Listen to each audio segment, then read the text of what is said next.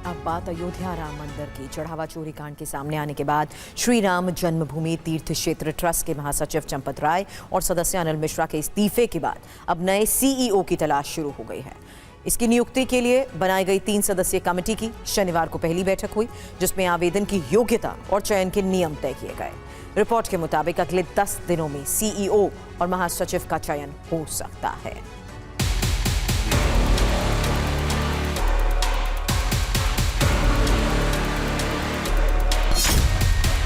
राम मंदिर trust CEO कौन होगा, नया महासचिव कौन बनाया जाएगा, इसका फैसला 22 जुलाई को हो सकता है।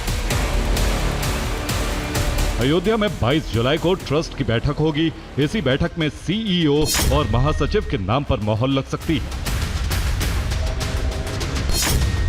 सीईओ और महासचिव की नियुक्ति के अलावा ट्रस्ट में खाली पदों पर नियुक्ति को लेकर विचार हो सकता है। ट्रस्ट की विभिन्न समितियों का पुनर्गठन, चढ़ावा गणना प्रक्रिया को पारदर्शी बनाना, प्रशासनिक व्यवस्था में सुधार करने पर मोहर, नए गणना कर्मियों की भर्ती, मंदिर की सुरक्षा व्यवस्था मजबूत करना, बैंक के साथ नई एसओपी तैयार करना, इन सभी मुद्दों पर चर्चा के बाद निर्णय हो सकते हैं।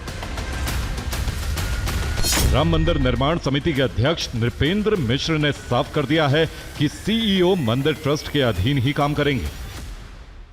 प्रबंधन, क्योंकि उनका नाम ही चीफ एग्जीक्यूटिव ऑफिसर है, मुख्य प्रबंधक अधिकारी होंगे, तो वह ट्रस्ट के अधीन प्रबंधन का कार्य देखेंगे और यह तो ट्रस्ट पर निर्भर करेगा कि वह किस प्रकार का डेलीगेशन सीईओ को करते हैं, और जैसा डेलीगेशन करेंगे वैसे ही फिर सीईओ जो है वो अपना स्टाफ वहां पर व्यवस्था की करेंगे।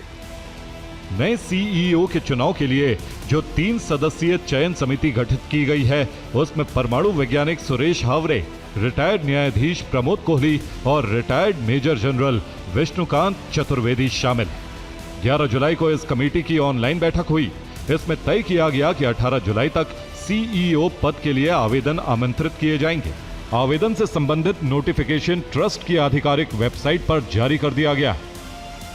बैठक कितनी देर चली, अहम एजेंडे पे मुद्दे क्या रहे और नई नियुक्ति को लेकर कब तक नया सीईओ प्राप्त हो जाएगा?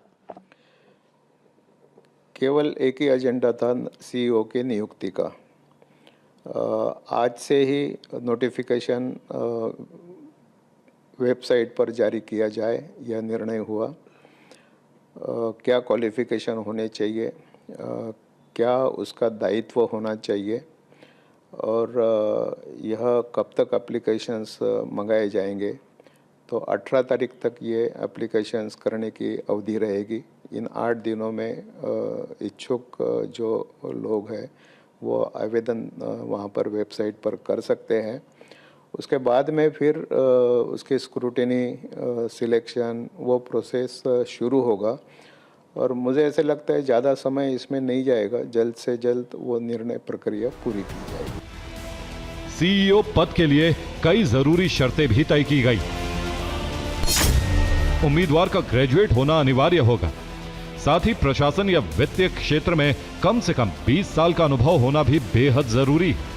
मंदिर प्रबंधन का पुराना अनुभव रखने वाले लोगों को चयन में प्राथमिकता दी जाएगी। इसके अलावा मुख्य शर्त यह है कि आवेदन करने वाला व्यक्ति हिंदू धर्म से होना चाहिए। 18 जुलाई तक जितने भी आवेदन प्राप्त होंगे उनकी 19 जुलाई के बाद स्क्रूटनी और प्रोसेसिंग की जाएगी। उसके बाद ही सीईओ का चयन किया जाएगा।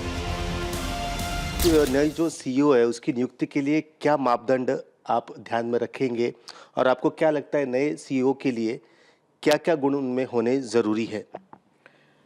तो एक्सपीरियंस होना जरूरी है, लार्ज स्केल ऑपरेशंस और मैनेजमेंट का एक्सपर्टाइज होना जरूरी है, मैन पावर हैंडलिंग का, अकाउंट्स का, ऑडिट का, फाइनेंस का।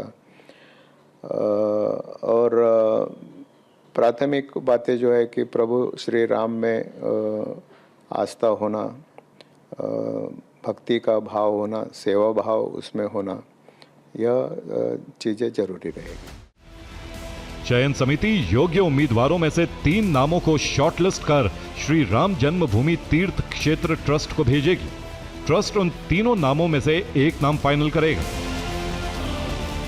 राम राम मंदिर से जुड़े जो धर्माचार्य है, संत समाज है या फिर धार्मिक संगठनों से जुड़े लोग हैं, इनका और सीईओ का कैसा समन्वय हो सकता है या रहेगा, इस बारे में ट्रस्ट क्या सोचता है? नहीं, सीईओ रिपोर्ट करेगा ट्रस्ट को और जनरल सेक्रेटरी को, और ट्रस्ट का सभी संतों से और धर्माचार्यों से और समाज से संबंध है, तो सीईओ जो है वो उत्तरदायी है ट्रस्ट के लिए। इस बीच राम मंदिर चढ़ावा चोरी मामले में एसआईटी की जांच अंतिम चरण में पहुंच गई। एसआईटी 15 जुलाई तक फाइनल रिपोर्ट सरकार को सौंपेगी। इस रिपोर्ट में ट्रस्ट के पदाधिकारियों की भूमिका और जिम्मेदारियों का उल्लेख होगा। नए तथ्यों के आधार पर अन्य आरोपियों के नाम भी उजागर हो सकते हैं। मंदिर प्रबंधन के एसओपी और एमओयू में रही कमियों की भी सिलसिलेवार बात रखी जाएगी।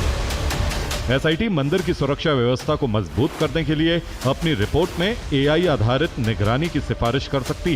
गणना कर्मचारियों की वेशभूषा में बदलाव और 3 स्तरीय चेकिंग सिस्टम का प्रस्ताव भी रखा जा सकता है। Bureau report, TV9 Bharatvarsh.